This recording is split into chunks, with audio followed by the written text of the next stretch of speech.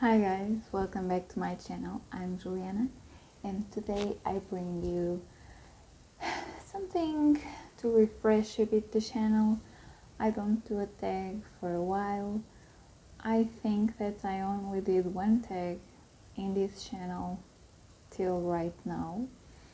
And today I'm going to do how do I read? This contains 8 questions.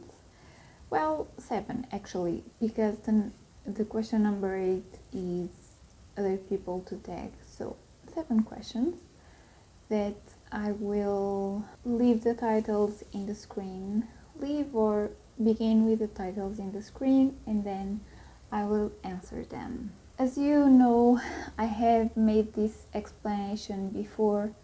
I don't have a real reading baggage to do the more somewhat fun tags. I'm not saying this one isn't fun. I have a lot of fun answering, so preparing my answers, shall I say. But you know, as I don't have years of reading and a lot of books to talk about, and I'm still figuring out my taste in books, the genres that I enjoy the most, the authors that I enjoy the most. I don't have so much titles or authors that I don't have baggage.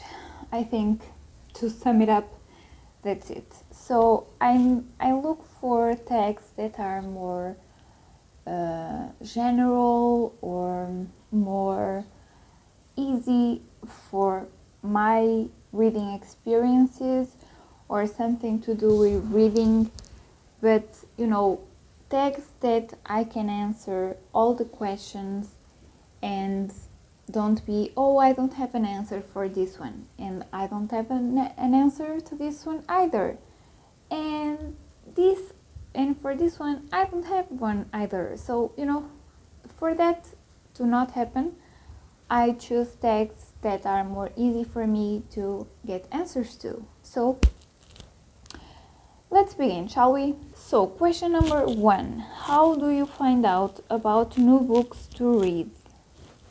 So I'm a watcher of YouTube. I assume that I love YouTube for many years now, and of course that I watch BookTube as well. I know that some YouTubers don't like the term booktuber, but you know, I will refer to them in this general term, booktubers, because you know, people that talk about books, you know what I mean. So, and not only in booktube, but you know, influencers in general, I get influenced by. Also books that are referenced in books that I'm reading, or magazines, or some columns on newspapers by some commentators. Of course, also books that are mentioned and referenced by family and friends. Also books that are publicized by publishers that I follow on socials.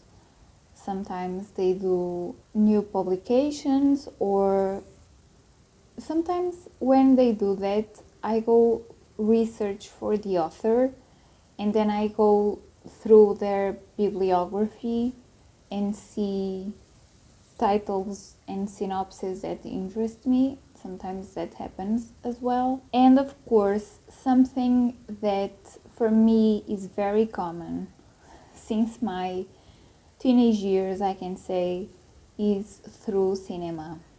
So cinema and TV, of course, series.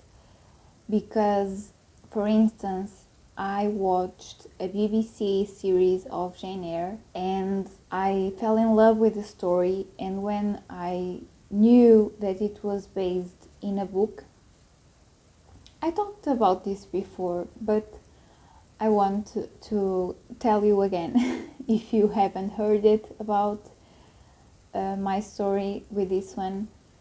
I asked my father to buy me the book Jane Eyre, and I read it and I fell in love.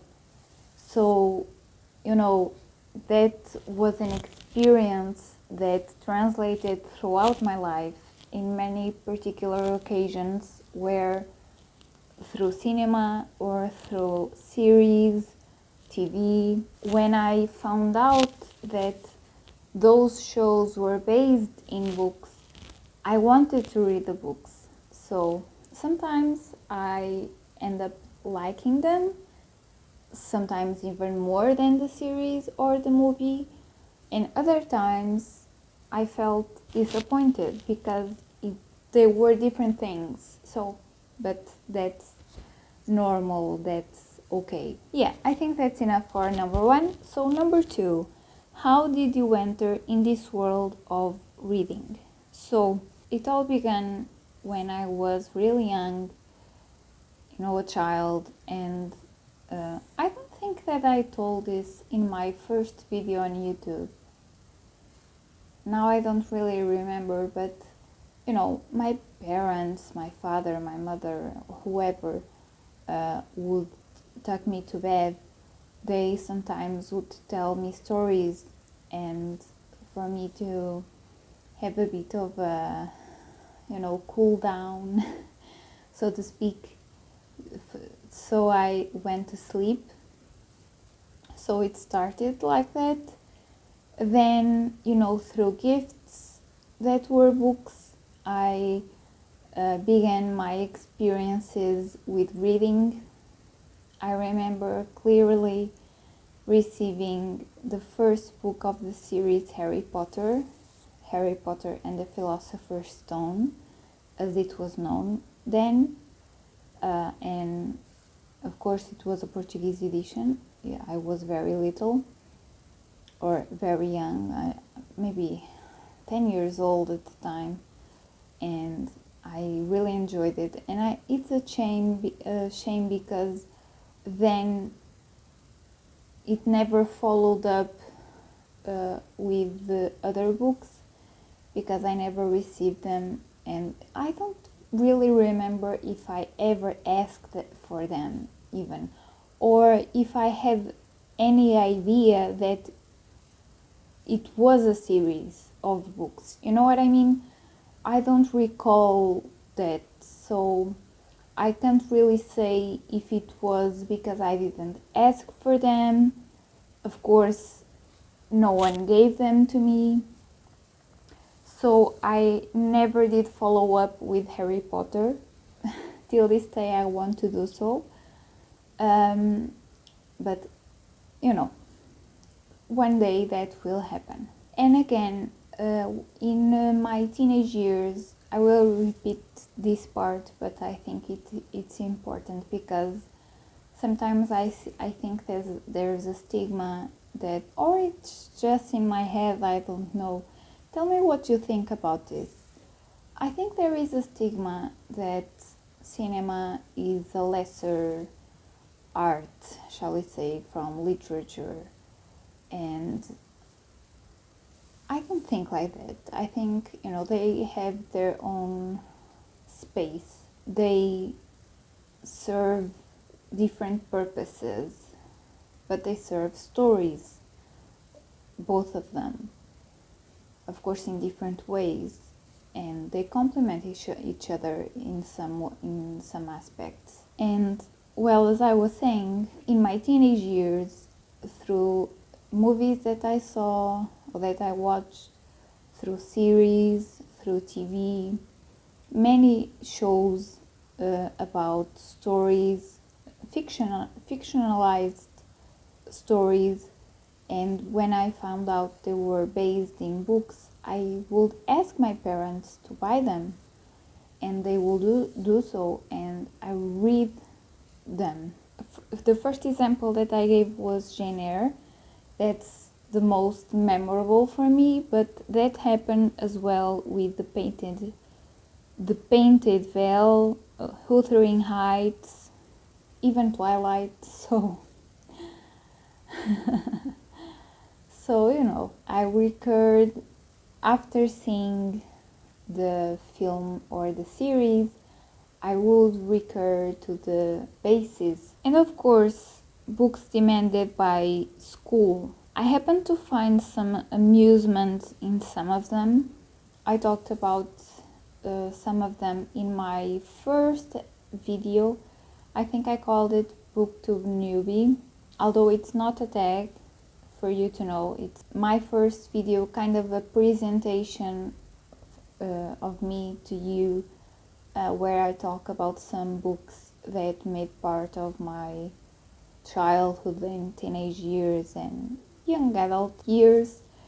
But there I talk about them. I have some were obligatory, such as Baltazar and Blimunda by José Saramago, that is a Portuguese author, and we had to read this book for an exam. And I have to say that I haven't returned to this book, so I can talk about what will be my feelings towards this book today. Maybe different, perhaps, but at the time I kind of hated this book. It was a torture to me. I remember the reading experience was so boring, and I was not understanding the point of the book. The story to me didn't make sense, and José Saramago is a Nobel Prize and is a pride in Portugal. So, but as you can see, sometimes this is my opinion, some books don't work in certain ages. So maybe that was the case, and of course I want to reread it. I don't have plans in the near future to do so, because I don't think that I even have the book in my house. I will have to check it out, but because I think I borrowed it. I think it was that. But of course I understand why, some books are somewhat obligatory, are obligatory in school for you to have a contact with great literature, but sometimes that doesn't translate to the mind of a teenager. So, okay, question number 3. How did your reading taste change over time? So, to be honest, I don't really know my reading taste yet. I know that I enjoy some depth in the stories, but I feel that I don't have the reading baggage to really tell my taste in books, or even how that changed over time, because I don't have the years of reading to say if my taste changed. I know that I enjoy many genres, or at least for the few books that I read throughout my life, and that were in different categories. I think I enjoy different genres. I suppose I tend for more literary fiction, historical fiction, and non-fiction. Of course, non-fiction is very broad, but biographies, scientific divulgation books about the subject matter, you name it. So I enjoy non-fiction. So there you go, somewhat of an answer, but for right now, I don't really have, again, the baggage of a reader in years to say to you, oh yes, my taste changed over time. I don't know. Maybe if I repeat this tag in a few years, maybe I will have a sure answer to give you. So, 4th question. With what frequency do you buy books? I would say it depends. Some months I buy none, some months I buy just one, then I buy 5. As you already may know, the majority, not all, but the majority of the books that I buy in second hand.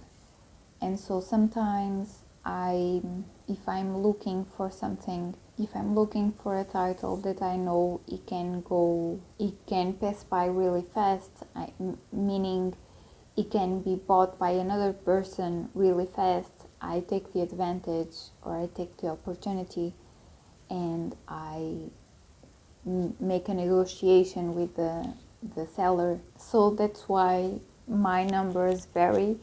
Of course, I have a budget, so sometimes I have to pass by some books that I wanted, but it wasn't the time.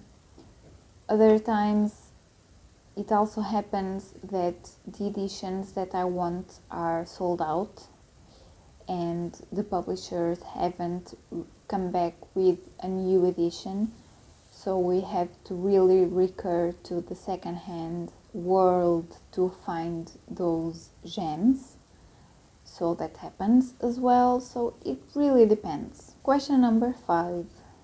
How did you enter in this world of literary channels? So again, with me as a lover of a visual content, I was seeing a few years ago a mini-series about Catherine the Great from Russia with Helen Mirren as Catherine, portraying Catherine. And I was perusing through YouTube to see the trailer and the comment section about the series. This is something that I enjoy doing, to see. I know I can go to the EMBD, that's how you say it, right, site, to see comments about the miniseries or the movies or whatever, but I also enjoy to go to YouTube and to the comment section in the trailer to see comments about, in this case, the miniseries in particular. And I was perusing through YouTube randomly about this subject, Catherine the Great, and I stumbled upon a video that for the thumbnail it was a book. So the woman was holding a book about Catherine the Great, and I clicked on it. And it was a book review about a biography by Robert K. Massey about Catherine the Great. And then I found out that this woman, that is called Tatiana Feltrin, is a Brazilian booktuber. I talk about her many times. She is my inspiration to anything about books and YouTube, and it was because of her that I started this channel, actually. And I watched her video about the biography, and then I found out she was doing, well, it wasn't a recent video. It was, I don't know, 2 years before that, perhaps. But then I went to see other videos that she had a playlist that it was about the Romanovs. So another world that I discovered, and that's why I also have a project about the Romanovs that I haven't started yet. Well, I have started, but I don't have videos up yet, but that's a story for another time. And just like that, I entered BookTube, and I didn't even know that BookTube was a thing. And she was my first experience through someone talking about books on YouTube, and the rest is history, because after that I became hooked, and I went and perused her channel from top to bottom, saw whole, if not all, maybe, I think all, all her videos, and from her I passed through other booktubers, Brazilian booktubers, then, from other nationalities that spoke English. And yeah, I mean, that's how it started. It was so random. I wasn't looking for a book review at all. I was looking for a trailer of the mini-series that I was talking to you about, and randomly I came upon her video, and just like that I entered BookTube. And then I started my Instagram account, and then this channel. Isn't that, I don't know, I don't believe in fate for you to know, but sometimes coincidences like that happen in life, and well, here we are. Isn't that funny? So, question number 6. How do you react when you don't like the ending of a book? Well, I suppose, as many of you, I get disappointed, and with the feeling that something is missing. So, like something isn't right. I don't really know how well to describe it. It's somewhat hollow feeling. It's hollow, the word, I mean. I think it is. It's strange. It's like you end the book and, well, or was it? Something like that. And sometimes when I have seen the movie adaptation first, that doesn't help, because I go with a certain expectation, because of the movie or the series or whatever. And then when I go to the book, and as many times it happens, they are so different, I get disappointed. And I can tell you an example.